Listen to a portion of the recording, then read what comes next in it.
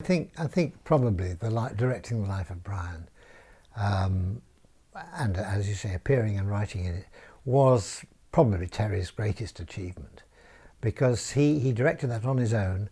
He was a marvellous director of comedy, and we realised that when we were out in Tunisia, that he knew just how to shoot comedy, which wasn't always, close-ups and camera work, camera shots from all different angles. It was just letting people in a frame do their stuff for as long as it worked, because comedy worked on one person and the reaction of the other person. You didn't want to be cutting away to the other person, you just wanted to have them there. And Terry was very, very good at making sure that the comedy worked on screen, and I think we all absolutely loved him for that. And yes, he was so wonderfully committed to the whole thing. I remember one day he was playing the character, has to go and say he's the prophet, he's a hermit, that's right, and the juniper bushes and all that. And Terry decided he'd play it stark naked, apart from a very long grey beard, which was tucked under his groin. And it was fine. It was wonderful in character. But then there were moments when Terry was directing and be saying, look, no, it's not that. No, what I want is the camera, track in, stop the track there, then bring in a lamp. And there's a man, stark naked apart from a long grey beard, telling the crew what to do.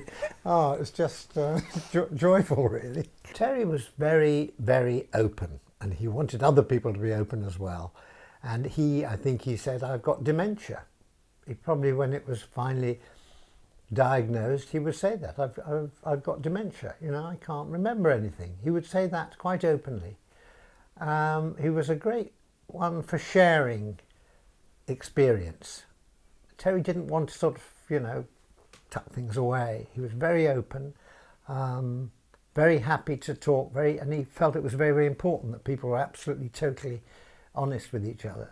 And I think that's the way he dealt with it. But the particular severity of the decline, that took his voice away from him, I mean, that was very, very hard to watch. And that was really difficult, because Terry, being generous, being warm, being somebody who enveloped other people with his sort of love and affection, suddenly couldn't say what he wanted to say anymore. And that I think was quite cruel. I don't know, how he dealt with it after that. I'd go and see him a lot, and I wasn't sure whether he was taking it in. Some days I wasn't sure if he recognised me, but I'd always chat away. And once I took him a book, this is less than a year ago, I took him a book which Terry and I had written together, a very silly book called Dr. Fegg's Encyclopedia of All World Knowledge. Cool. And I just read a few bits to Terry. We just together, I said, "Do you remember this, Terry? We did this and that." And suddenly he laughed, and he didn't say anything, but there was that little laugh that I remember so well. And what was particularly interesting was that he only laughed at the bits that he'd written. And I thought, well, he's got dementia under control there. But it was sad not to be able to talk to him about what he was going through. He was really robbed of that communication, as we all were, robbed of his talent.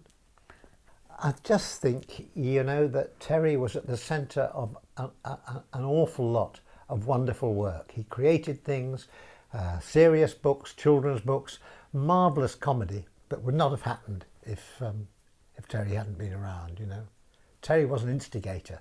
Terry started things. Terry was the spirit of Python. He kept them moving on when I think Python think, oh, we've had enough now. Terry would say, no, let's do another series. Let's go up to Scotland and film instead of just filming in West 12 and all that.